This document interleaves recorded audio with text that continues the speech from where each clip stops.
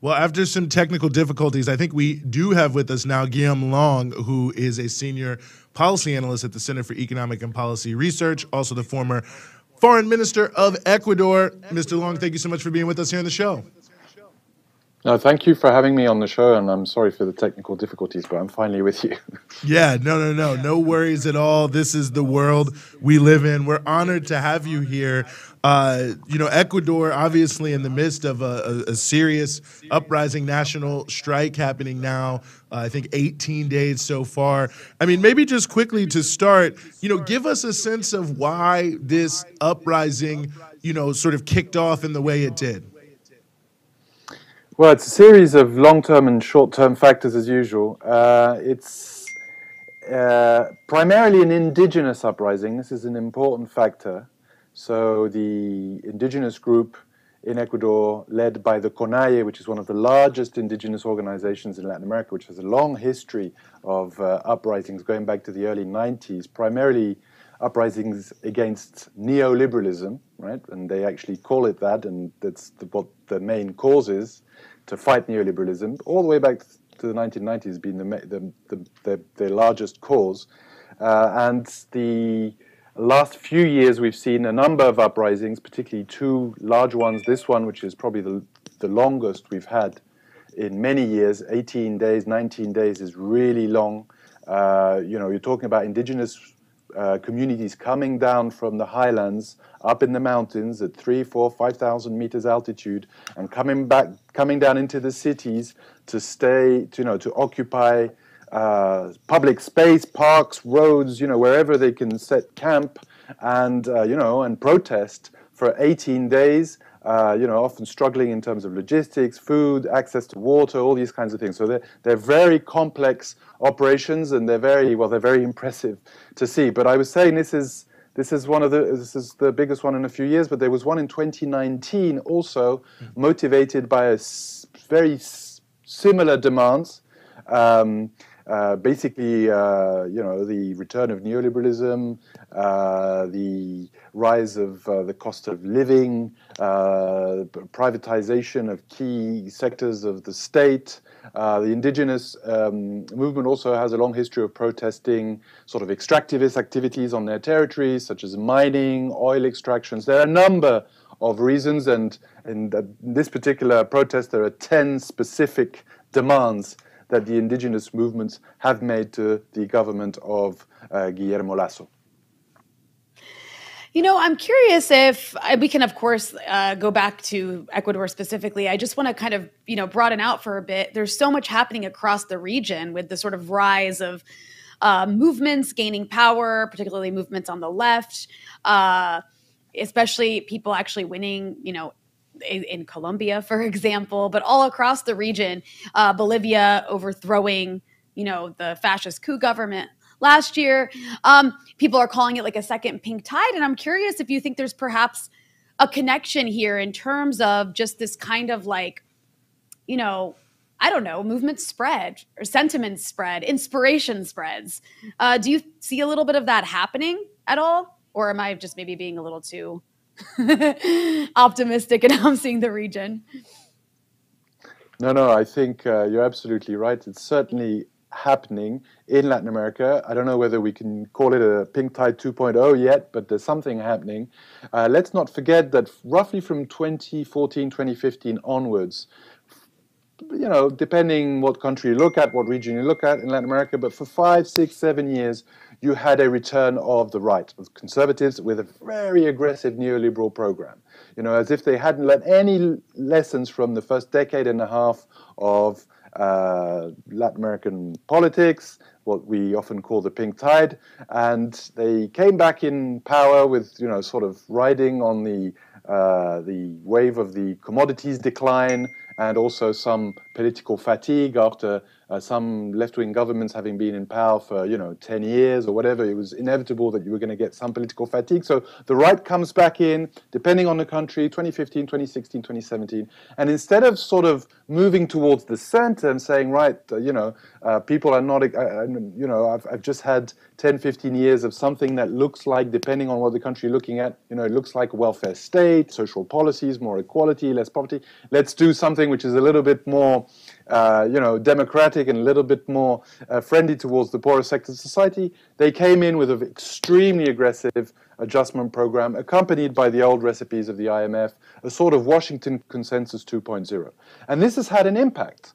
And so instead of this working for the conservatives of the region, what we've had is every single election that's been fought since, pretty much, there are a couple of exceptions, but every single election has been won by the left. And you've also seen a massive rise of protests. The year 2019 was the year of the protests in Latin America. Protests in Colombia, protests in Chile, protests in Ecuador, protests in Brazil, protests everywhere. And then, of course, the pandemic came and everybody had to quarantine. You couldn't protest anymore. So there was a return to the private space. And that sort of saved some governments, actually, to be honest. Some conservative governments were saved by the pandemic. But with the end of the pandemic, the problems haven't been resolved. If anything, they've gotten worse. And so you're seeing a renewed protest, people taking to the streets again. So what we're seeing in Ecuador is very much part of what you've just described. On the electoral front, a return of the left, which you just saw in Colombia, but where there's no elections, as in Ecuador, because the next elections for a president are in 3 years, you have this frustration being translated into protest now that the pandemic is not quite over, but less of a problem. Mm-hmm. No, I appreciate that overview, and I think it's very relevant to how we see things emerging and bleeding into, that's maybe not the right word, some of the other processes later in the year happening around the region. And in terms of the point you made originally about this, having sort of a revolt against neoliberalism element, I know that the strike has raised the demand, 10 demands, not 10 cents, against some of what Lasso is doing. But talk about what they're demanding and perhaps the state of what's happening with some of the negotiations I believe Lasso has been trying to engage in to calm things down. So it's a very complicated process because there are, as you said, a number of demands. And it looks like, just in the last few minutes, it looks like there are signs of maybe a potential deal being brokered between the indigenous movement and the Lasso government. The Lasso government just saved itself from being impeached yesterday by 12 votes, right? The 137 seats in Congress, you needed 92, which is 2/3 of that, in order to impeach him. The opposition only got 80. They're 12 votes short of an impeachment. This is a government with 17% approval ratings after a year of being in power. The government is in total disarray. So its answer has been essentially sort of a repressive reaction, sort of knee-jerk reaction. On day one of the protest, they didn't even arrest, they literally kidnapped, because they didn't even read him his rights, and it was an unlawful arrest. The head of the indigenous movement, which is like the most stupid thing you could possibly do, is to arrest the head of the protest, the elected representative of the indigenous communities. And then they realized they'd made this stupid mistake, so they released him within 24 hours. But by that time, the protests became much bigger because it was also fighting this kind of authoritarian tendency of the government. So I think now the government, after almost being impeached and having made all these blunders and mistakes, is finally sitting down at the negotiating table and making some deals. I think the indigenous movement is also 18 days in. This protest is pretty sort of running out of steam. So I think, realistically speaking, they're also having to sort of compromise. So they're not going to get 10 cents. They're probably going to get 15 cents, which is not really good enough for them. And they've managed to get a process of negotiation going in a number of fronts. There's one of their major causes is to try to get these indigenous communities, essentially peasant communities, which are hugely indebted with banks, right? And if you don't pay the bank on time, then the bank takes away, in some cases, your house, your land, so this is one of the major causes of the protest. And so they managed to make a deal with the government that if you owe less than $3,000, I mean, look, $3,000, this is what we're talking about. You owe less than $3,000, there will be a moratorium on that for a while. We don't exactly know how that's going to work, but the last few hours, this is what they're talking about. So those kinds of deals are being made. But, I mean, this is the detail. If you look at the macro picture, we're dealing with a very right-wing government with a very neoliberal program. and people have been used to something different, because during the 10 years of Rafael Correa's government, you had exactly the reverse taking place. The relationship with the indigenous movement wasn't always smooth. The indigenous movement wasn't always on the side of Rafael Correa. It's complicated to talk of indigenous movement because there are lots of movements within the indigenous movement, left, right, and people like to talk of the indigenous movement sometimes in rather colonial ways, as if they were all the same. They're not all the same. There are lots of different politics in the indigenous movement, but certainly there was nothing like what we're seeing in terms of protests against what's a really harsh return of neoliberalism. And if anything, it's made the Ecuadorian people realize what a real neoliberal government is capable of doing. So I mean, it's not looking good for the coming months. There may be a deal now after 18 days of protests, but I think it's going to be a very sort of tenuous understanding, which could lead to new protests in the future if the real problems are not addressed, and including rising levels of inequality, poverty, the abandonment of the state, of its most essential responsibilities towards its people. Oh, Rania, you I thought I'd lost the audio again. I was really worried. No. I'm just trying to keep everybody on their toes. Yeah. No, I'm also... I figured it'd be a fun little trick. It worked. Really play on the drama. No, I mean, I think that's all really well said. And moving forward, I hope things do go well. But I'm just really I'm just curious in terms of Ecuador itself. I mean, there was a bit of a lawfare attack in Ecuador.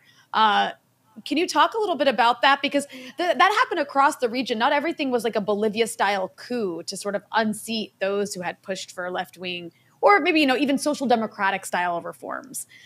There was some more like softer versions of that. So I'm curious if you could just very briefly remind our audience of what happened in Ecuador.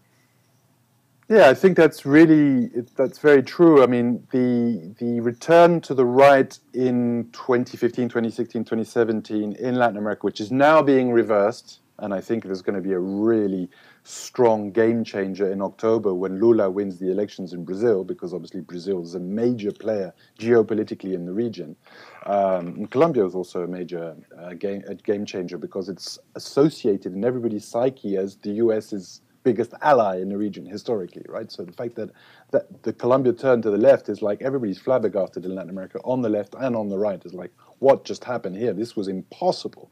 Whereas in Brazil, it's possible. It's a big deal. In Colombia, it's also a big deal because of the unlikeliness of it all happening. But anyway, the return to the right in 2015, 2016 was orchestrated in some cases democratically, as I said, because of political fatigue. So the case of Argentina, Mauricio Macri won the elections, okay, fair enough. But in some cases, as you said, they were also sort of very dirty play, including lawfare, which is a very important word. Brazil is the archetypal case, with Lula being jailed essentially so that he couldn't run, he would have been elected, and something similar in Ecuador. Now, Ecuador's you mentioned Bolivia, which is a straightforward coup. In Ecuador is yet another sort of setup because Rafael Correa's heir, a man called Lenin Moreno, who was his vice president, was actually elected. So lots of people on the political left are thinking, wow, this is great. This is contrary to the trend in the region. The left has won the elections and is ongoing in Ecuador. But within 6 months, this new president, who had been elected on a leftist platform, promising, to continue essentially with the policies of his predecessor, had completely turned his coat and sold out, by that time to the Trump administration, and really, really selling out on every single front, policies, but also, as you said, lawfare, persecuting his opponents, and doing a lot of awful stuff like leaving UNASUR, throwing Assange out of our embassy in London, aligning on every single front with the Trump administration, becoming the Trump administration's best friend. The lawfare, its repercussions are still ongoing. So you have former President Correa on trumped-up charges, sentenced to an 8-year jail sentence. Fortunately, he's not physically in Ecuador.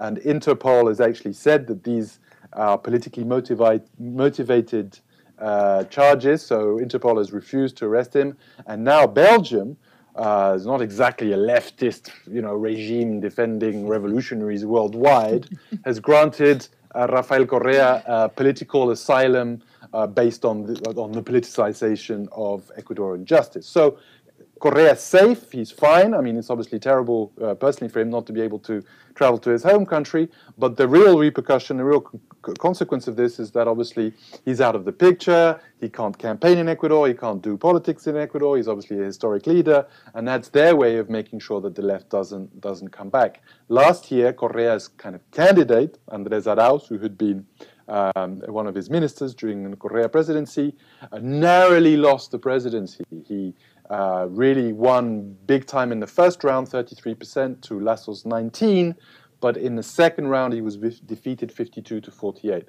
with like 100% of the media campaigning against him. This is going to be communism, it's going to be Venezuela, it's going to be the usual sort of neo-McCarthyist tropes and all that kind of stuff. But so he lost, but had Correa been in the country, had Correa been the candidate, all those things, same as with Lula, the picture might have been very different. So you're right to say that in Ecuador, it's not just a neoliberal reform and chapter.